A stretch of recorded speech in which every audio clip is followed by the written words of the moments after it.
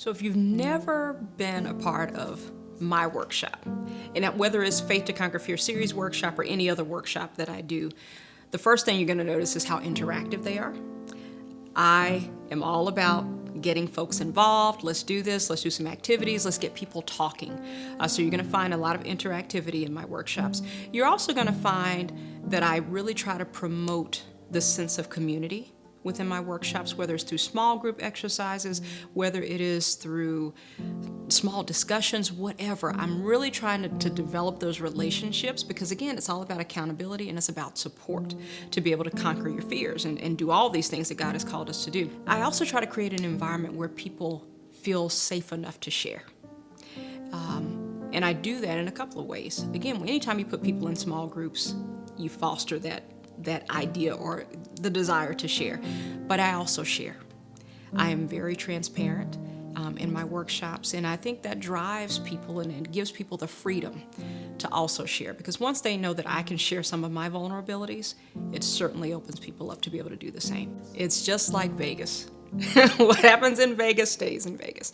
That's the environment I try to foster. And going to the sessions, you get to hear other people share, and if you're uncomfortable, when you hear somebody else share their story, it's more likely to help you to share yours, because just trying to do it alone is difficult. When you hear other people and other people can encourage you, you can encourage others, it frees you once you've shared. Everything I touch, even though it might seem like a lot, like how do you have time to do all that? It doesn't feel like a lot because I'm all within my purpose and in my calling. And so that allows you to be able to push off the things that don't fit.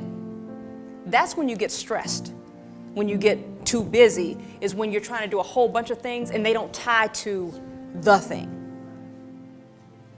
So that's a good checkpoint. If you're feeling at that place where you're like, oh my God, I'm so stressed, I'm doing this, are you doing the things that line up with the purpose?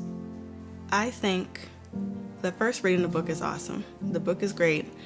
I've read a lot of books, and even help books or whatever it may be, just because it says something, it's hard to still implement it in your life. And so going to the sessions, Christy tells it like it is and tells you how it works out in her day-to-day, which helps you realize how it'll work out in your day-to-day. It's almost like they're like puzzle pieces, and you kind of need them all so you can see the whole picture, because just reading a book doesn't always help you to understand everything, or just going to a session. I think all of it works together. I'm Christy Demetrakis, the author of Faith to Conquer Fear, Inspiration to Achieve Your Dreams, and Faith to Conquer Fear, The Journey.